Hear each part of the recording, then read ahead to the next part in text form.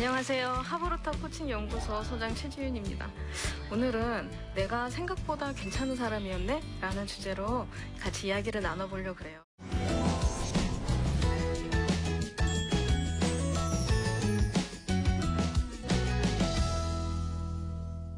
우리나라 사람들 되게 자기 표현 안 하잖아요. 지난 시간에도 제가 자기 표현을 안 해서 걱정이야 라는 말씀을 드렸는데 더 큰일이 있어요.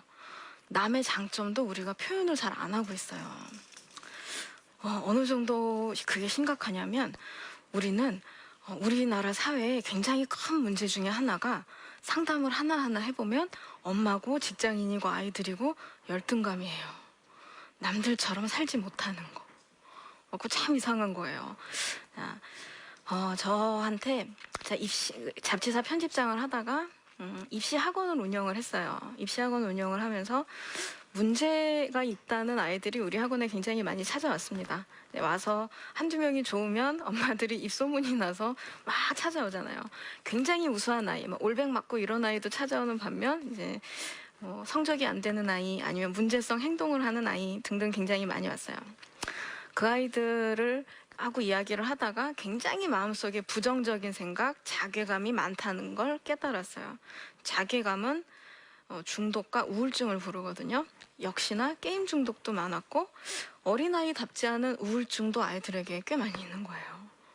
이상하다 해서 칭찬 워크숍을 시작했어요. 근데 아이들한테 칭찬 워크숍 하자라고 한 게 아니라 우리 자기소개를 하는 거야. 그런데 옆에 있는 친구 소개를 내가 해주는 거야. 단 칭찬으로만 해줘야 돼. 내가 나의 장점을 옆에 친구한테 충분히 이야기를 해줘야 돼. 그런데 만약에 옆에 친구가 막 소개를 되게 못해. 그럼 누구 탓일까? 내 탓이겠지? 부터 시작해서 칭찬 워크숍을 했어요. 칭찬 워크숍은 1분 동안에 그 아이의 장점만을 막 소개를 해야 돼요. 근데 아이들이 어휘가 좀 짧거든요. 그리고 표현력이 아직 충분히 성장하지 않은 상태이기 때문에 1분 동안 장점만 말하기 되게 힘들어요. 그래서 1분을 다 못 채우거든요. 아니면 너무 길게 말해서 오버돼요. 그럼 처음부터 다시 하는 거예요. 돌아가면서 계속 한 바퀴, 두 바퀴, 세 바퀴. 맨 처음에 애들이 쑥스러워하고 나는 아니야. 무슨 내가 라고 하다가 가면 갈수록 애들이 입이 벌어지기 시작합니다. 기뻐하기 시작해요. 굉장히 반이 화기애애해지고 그 아래 학년을 괴롭히는 형이 어쩌다가 아래 학년하고 같이 수업하는데 얘네들은 막 너무 이뻐하는 거예요. 칭찬 워크숍으로 서로를 소개하면서부터. 그리고 새로운 사람이 들어올 때마다 칭찬 워크숍을 계속 했는데 나중에 그 클래스가 좁아 터지는 거예요. 너무 그 교실이 좁아서 더 받을 수가 없을 정도로 이렇게 넘쳐 흐르더라고요. 그러면서 아이들이 많이 변하기 시작했어요. 자기 표현도 하지만 칭찬을 들으면서 내가 되게 괜찮은 사람이네 라고 아이들이 인지하기 시작하는 거예요. 나도 할 수 있네 라고 생각하는 거예요. 왜 그 전에 이 아이들이 들었던 거는 잔소리였거든. 왜 못하니? 우리 애는 큰일이다. 성적이 이거야? 야, 다른 애 집에는 이렇게 하더라. 이런 말만 듣다가 너는 굉장히 괜찮은 사람이야 라는 걸 칭찬을 하면서 계속 듣기 시작해요. 애들이 바뀌었어요. 무섭게 바뀌었어요. 저한테 배운 어떤 쉼터 선생님은 쉼터 아이들이 이렇게 패싸움을 자꾸만 했는데 이 칭찬 워크숍을 활용을 해봤어요. 아이들이 티내지 않으려고 입을 삐죽삐죽 웃으면서 너무 좋아서 점점 입이 벌어지는 장면을 보고 좀 희열을 느꼈다는 거예요. 그 사이가 안 좋은 아이들, 그 사이가 안 좋은 직원과 선생님, 그 상관 굉장히 많이 서로에 대한 오해가 풀렸어요. 칭찬을 받으면서. 왜 이런 일이 있을까요? 근데 그 전에 이 사람들이 절대로 생각을 안 하던 게 아니었거든요. 그런데 칭찬 워크숍을 하니까 그때서야 말을 했는데 서로가 놀라는 거예요. 너 나를 그렇게 생각하고 있었어? 내가 그렇게 괜찮은 사람이었어? 우리나라 사람들은 원체 칭찬에 좀 약해요. 칭찬하는 방법을 잘 몰라요. 칭찬하는 스킬이 여러 가지가 있는데 해보면 이제 같이 워크숍을 해보면 특히 어른들이 그런 말을 해요. 이런 식으로 칭찬한 적이 없었는데요? 못하겠는데요? 그냥 말하는 건데 못하겠다 그래요. 왜요? 우리는 점잖은 나라거든요. 워낙에 점잖아서 자기의 개성과 자기의 생각을 잘 표현하지 않았어요. 남에 대해서 이해하기보다는 체면을 막 차렸죠. 남이 나를 어떻게 볼까 고민을 많이 했어요. 그리고 나 자신을 막 다독인 거예요. 남들이 이렇게 보면 안 돼. 난 이렇게 해야 돼. 막 많은 사회와 규제와 규범 속에서 나를 막 깎아내렸죠. 엄격하게. 그런 게 좋은 거야. 정확한 게 좋은 거야. 라는 생각들을 하면서. 그 결과 내가 나를 보는 눈으로 남도 보게 되었어요. 내가 나를 굉장히 엄격한 눈으로 보잖아요. 이거 하면 안 돼, 저거 하면 안 돼. 잘난 게 있어? 안 되지. 교만해질 거야. 이러면서 절대로 말하지 않아요. 똑같은 시각으로 남도 봅니다. 남에게 조금 더 너그럽게 대하는 사람이라고 할지라도 자기를 보는 눈에서 엄청나게 많이 뛰어넘을 수는 없거든요. 그랬다면 아부나 가식이지요. 나를 보는 기준으로 남을 보는 거예요. 왜 사소한 거에 막 트집 많이 잡는 사람들 있잖아요. 사소한 거에 왜 쟤네들은 저런 거 갖고 험담을 할까라고 생각하고 있는데 옆 사람들이 막 동조해. 뭐지? 왜 그럴까요? 자기 자신을 보는 눈이 그렇게 스트릭한 거예요. 엄격한 거예요. 사소한 게 막 불만인 거예요. 짜증스러운 거예요. 심하게 말하면 히스테릭한 거예요. 괜찮거든요. 사람들 다 그대로 다 괜찮은 모습들인데 그걸 인정할 수가 없는 거예요. 더 모나야 돼. 더 정확해야 돼. 더 남에게 민폐를 끼치면 안 돼. 너무너무 이 생각이 강한 거예요. 이런 눈으로 아이들을 본 사람들이 아이들에게 계속 가르치고 억압을 했어요. 아버지 잔소리합니다. 부정적으로 말합니다. 어머니 너는 애가 왜 그러니? 라고 한마디 던져줍니다. 남편 아내에게 아유 당신은 그런 것도 못해? 라고 한마디 해줍니다. 아이들이 건전하고 즐거운 칭찬을 들을 기회가 생각보다 많지 않은 거예요. 근데 하나님이 우리를 가르치는 방식을 우리가 생각해 볼 필요가 있습니다. 우리는 사람들한테 잘해라 잘해라 하면 안 돼 안 돼 안 돼 주로 말을 하잖아요. 이렇게 완벽하게. 근데 하나님은 너 참 잘하는구나 라고 말씀하세요. 사탄과 하나님의 격려를 그 메시지를 그 분리하는 구별하는 방법 중에 하나는 하나님은 책망을 해도 그 사람의 확 마음이 일어나요. 격려를 받아요. 용기를 얻고 그래 내가 잘못했으니까 앞으로 더 잘해야지. 사탄은 뭘 해도 사람을 마음을 무너뜨려요. 그런데 우리가 다른 사람을 칭찬하지 않고 격려하지 않음으로써 사단의 말을 대언하고 있는 것일지도 몰라요. 더 잘해라는 말이 사실은 화살을 쏘고 있는 걸 수도 있어요. 그러면 이제 이쯤에서 어른들이 궁금해 하십니다. 어떻게 칭찬하면 좋을까요? 칭찬을 안 해봤어요. 그래서 굉장히 피상적으로 칭찬을 해요. 예를 들어 아이가 뭐라 잘했구나. 우리 애가 최고구나. 요거 잘못하면 아이가 열등감이 생기거나 아니면 더 나쁜 경우 어려운 일에 도전하지 않으려고 해요. 결과를 갖고 칭찬을 했다. 아이가 좋은 결과를 계속 내기 위해서 어려운 일에 도전하지 않습니다. 쉬운 일만 해서 좋은 결과를 내서 계속 칭찬받으려고 해요. 그리고 영 아닌데 이건 어른들한테도 마찬가지예요. 영 아닌데 너 잘해. 너 이쁘네. 얼굴 오늘 화장 다 망치고 막 피폐해져 갖고 왔는데 얼굴이 참 이뻐 보이는구나 라고 칭찬했을 때 제가 나를 놀리는구나.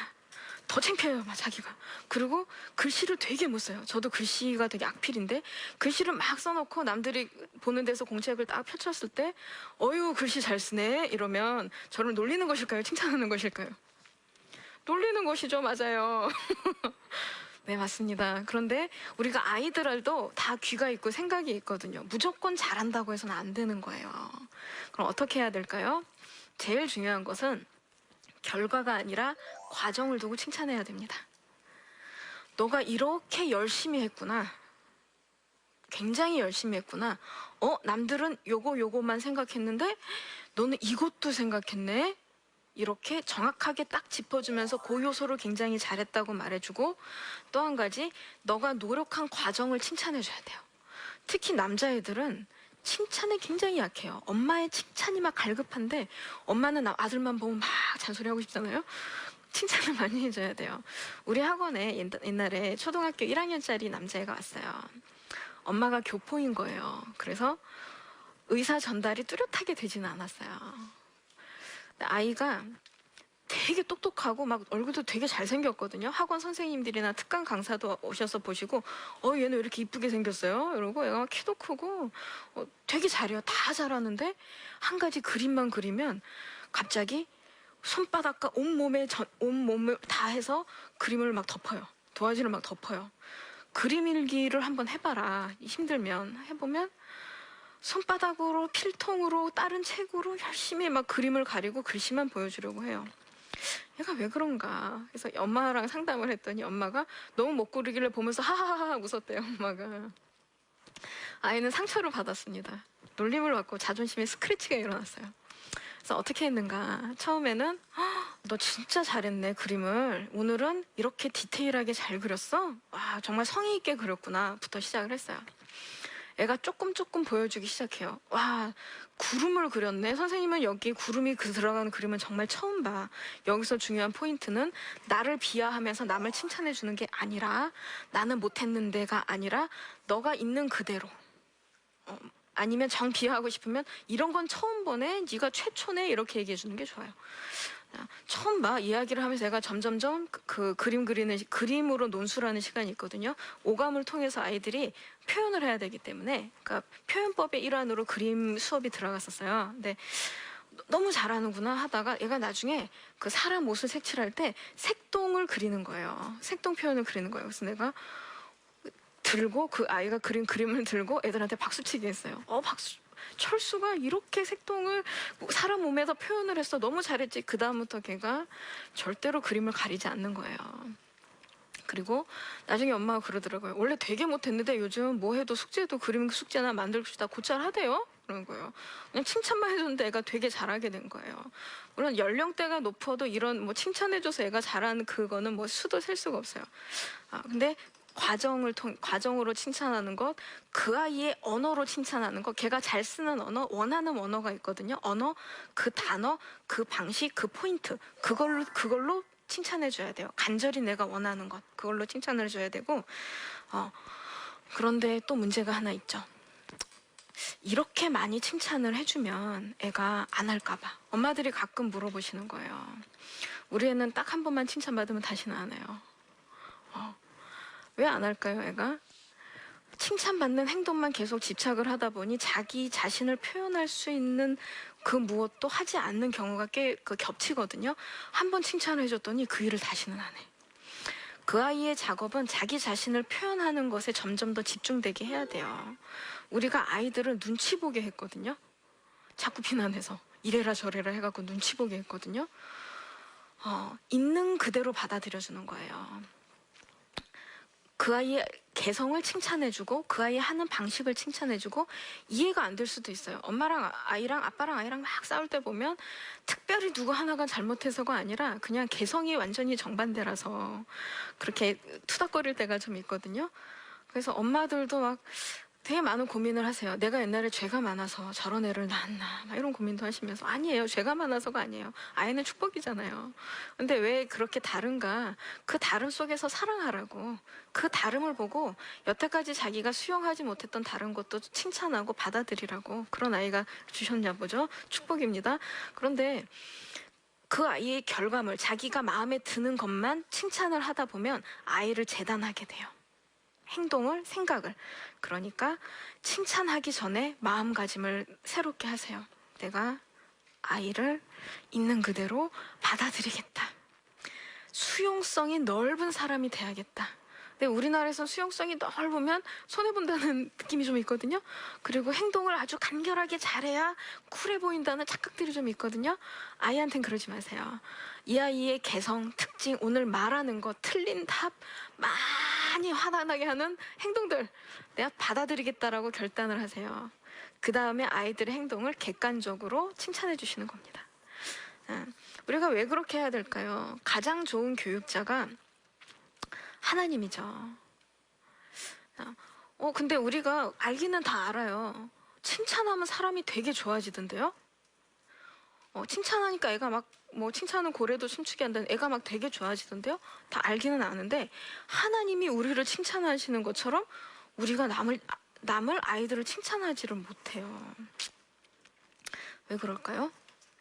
그것은 내가 나를 칭찬하지 못하기 때문이에요. 더 잘해야 되니까 아이한테도 막 억압을 더 잘해, 더 잘해. 제일 큰 문제가 있어요. 아이가 만약에 요만큼 잘했어요. 그럼 엄마는 그때 칭찬을 해줘야 되는데, 더 잘하지 그랬니? 라고 그래요. 계속 그 과정이 반복되면 아이가 아예 그 정신을 놔버려요. 더 아예 안 하려고 그래요. 하나님이 우리를 어떻게 칭찬하세요? 하나님, 저는 A부터 Z까지 다 하려고 했는데, G까지 다 하려고 그랬는데 오늘 C까지만 했네요. 하나님 뭐라 그러세요? 왜 그랬니가 아니라 어유 그래 잘했다. 내가 너를 치하한다. 최선의 노력을 다했구나. 라고 하시는 분이 하나님이죠. 하나님이 냉면을 드리고 싶어요. 근데 우리가 뜨뜻한 칼국수를 갖다 드려요. 그럴 때 하나님이 왜 넌 나의 마음을 모르니 하지 않으시고 뭐라고 하세요? 이렇게 시원한 것을, 아니면 이렇게 따뜻한 칼국수를 너가 나를 위해서 가져다 줘서 너무 고맙구나 라고 말씀하시죠. 넌 얼마나 노력을 많이 했니? 바지락까지 넣네? 잘했구나. 너는 나를 정말 사랑하는구나. 막 칭찬을 해주실 거 아니에요. 우리가 아이들한테 요만큼 잘하면 더 잘하길 바라는 마음에 요거 문제야, 더 잘해 라고 말하지 않기를 바래요. 그건 아이들한테 굉장히 치명타예요. 의외로 더 잘하게 하는 게 아니라 포기하게 하거나 열등감을 갖게 하는 방법이에요. 그래서 한 가지 성과를 냈을 때 그 포인트를 반드시 칭찬해 줄 것 중요해요. 요건 왜 못했지?가 아니에요. 그러면 다음 계획을 설립하는 것은 좋아요. 다음 계획을 세우는 건 좋은데, 야 이건 아니잖아, 지적해서 이건 다음에 더 잘해봐가 아니라는 것입니다. 그리고 엄마들이 또 그게 있어요. 엄마들뿐만 아니죠. 많은 부모님들이나 선생님들이 그런 게 있어요. 자기가 원하는 답은 동그라미였는데 아이가 네모를 그렸어요. 그럴 때는 너는 네모를 그렸구나 라고 칭찬해주기가 참 힘들어요. 왜냐면 우리 머릿속에는 정답이라는 게 있거든요. 자, 내 머릿속에 있는 정답이 언제나 정답이 아닐 수 있다는 걸 생각해야 됩니다. 초등학교 1학년짜리 아이에게 제가 교과서에 있는 시를 읽게 해줬어요. 한 번은. 시 듣고 어떤 생각이 들었니? 그러니까 참새들이 노래한다 뭐 이런 구절이 끝에 있었는데 이슬이 노래한다였나? 아까 브레멘 음악대의 마지막 장면이 생각났어요. 이런 말을 하는 거예요. 왜 그랬을까요? 그 아이가 그러면 문제집이나 교과서에 있는 답은 완전히 다른 얘기였거든요. 그럴 때 아이에게 그거 틀렸어 라고 말하는 게 아니라 너는 어떻게 그렇게 생각을 할 수 있어? 너무 신기하다. 다른 것도 해보자. 칭찬을 해주면 아이가 되게 자기가 잘한다고 생각을 하기 때문에 다른 것도 막 도전을 해보는 거예요. 굉장히 창의력 있는 아이가 되는 거예요. 언어적으로 좀 딸리거나 이런 남자아이들이 오히려 나중에 글과 그 말에, 특히 논리에 굉장히 능통해지는 걸 제가 많이 봤어요. 몇 달 만에 칭찬해줬더니. 하나님이 우리를 칭찬하시는 방법으로 우리가 원하는 방식이 아닐지라도 그 아이의 모든 것을 수용하면서 각 포인트, 성취한 포인트마다 칭찬해주면서 그 아이의 노력을 칭찬해주면서 그렇게 아이와 대화를 시작하시면 좋겠어요. 그러면 그 아이는 부모님과 이야기를 계속 할 거예요. 우리나라 왜 중2병 이렇게 무서운지 아세요? 어렸을 때 뭐만 가져가면 엄마는 너무 힘든 거예요. 힘들고 피곤한 거예요. TV를 켜고 아이 말을 잘 듣지 않아요. 아빠한테 가봐. 아빠한테 갔더니 그런 건 엄마한테 가서 얘기해. 아빠는 피곤해. 아이가 부모 사이를 왔다 갔다 하다가 표현할 길이 없어 친구한테 표현하다가 그러다가 중학교 2학년 때는 굳어져요. 더 이상 집으로 들어오지 않습니다. 아이가 바른 사람으로 가는 거, 무엇이 옳고 그른 것을 발견하는 것은 많은 부분 어른들에게 달려 있습니다.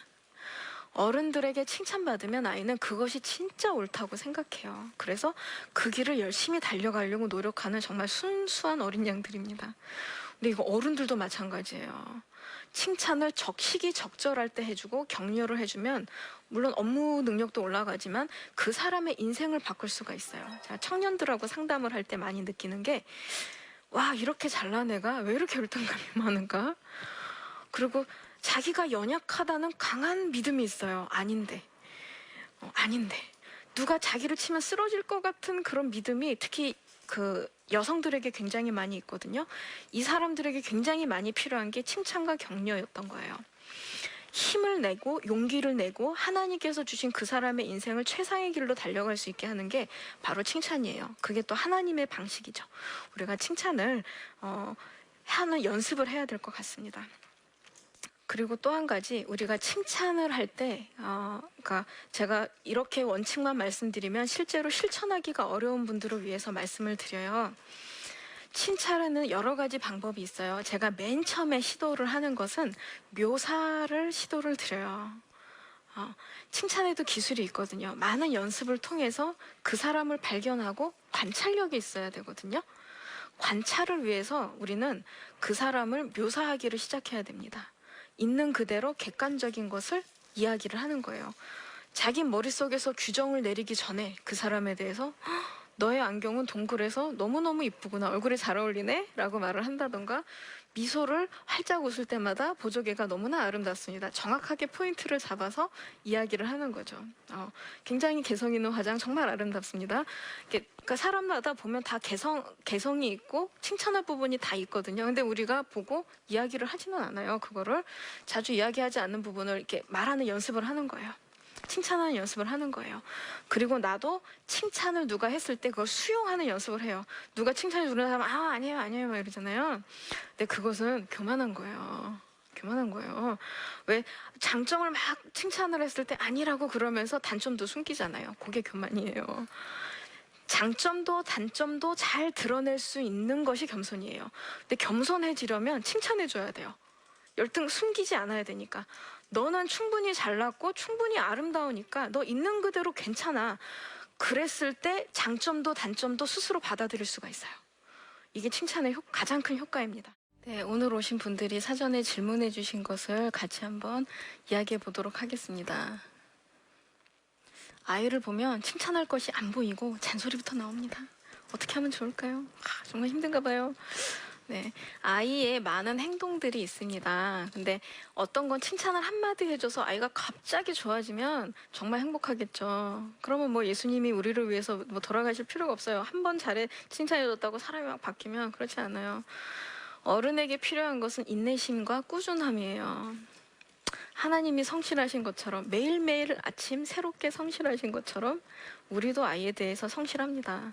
근데 잔소리가 폭발적으로 나온다. 그렇다면 하나는 내 마음을 청소를 해야 되고, 또 한 가지는 내가 혹시 아이를 존중하지 않는 건 아닌가를 생각해 보아야 돼요.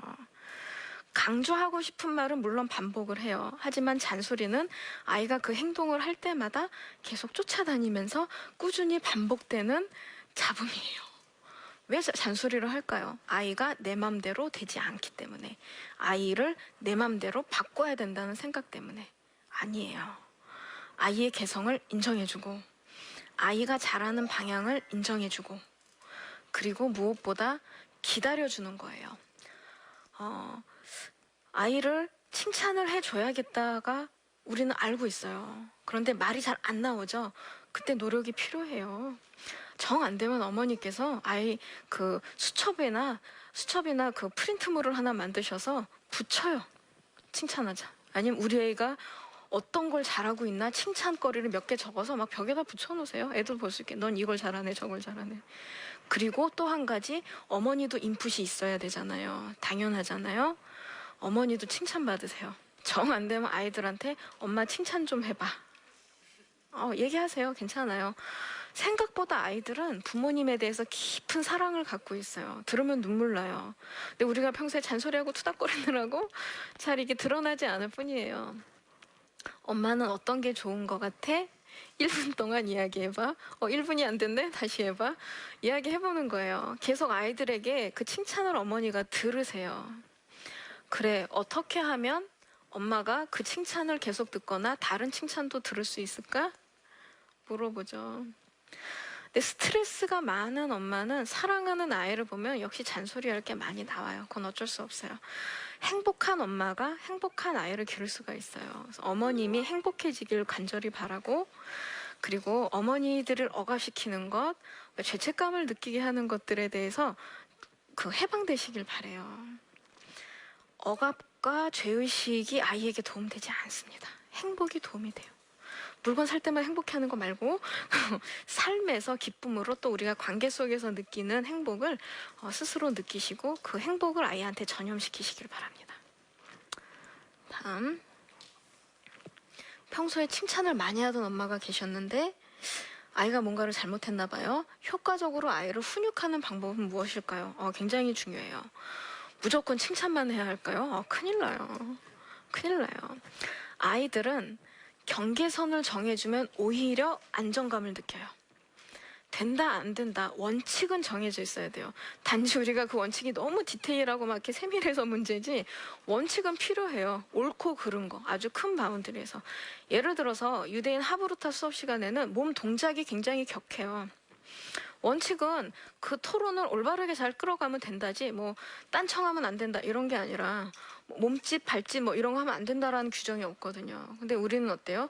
집중하면 정숙 몸 딱 바로 잡아서 바른 자세로 차렷 자세로 애들이 군인인가요?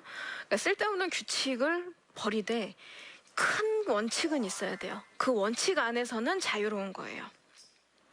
오늘 이렇게 많은 생각과 이야기들을 나누었는데 제가 마지막으로 드리고 싶은 말씀은 생각보다 우리는 더 괜찮은 사람이다. 그리고 생각보다 우리가 만나는 아이들, 청년들, 그 주변에 있는 모든 사람들 생각보다 굉장히 괜찮은 사람들이에요. 그거를 자기가 모르고 있을 뿐이에요. 알려줘야겠죠. 나도 알아야겠죠. 행복은 전염이 됩니다. 행복한 사람 말에서는 남도 행복해지는 말이 나가요. 남을 자꾸만 규제하면 그 사람 입에서도 결국 규제하는 말이 나가요. 행복은 물론 무조건적인 자유방임은 아니에요. 규제는 있지만 원칙은 있지만 그것이 억압은 아니라는 거죠. 칭찬, 표현, 그리고 긍정, 수용 아이들한테 굉장히 중요하고 어른 자신에게도 중요해요. 요 4가지 꼭 기억하시고 칭찬하시는 연습을 시작하셔서 행복한 대화를 이루시기를 바랍니다. 감사합니다.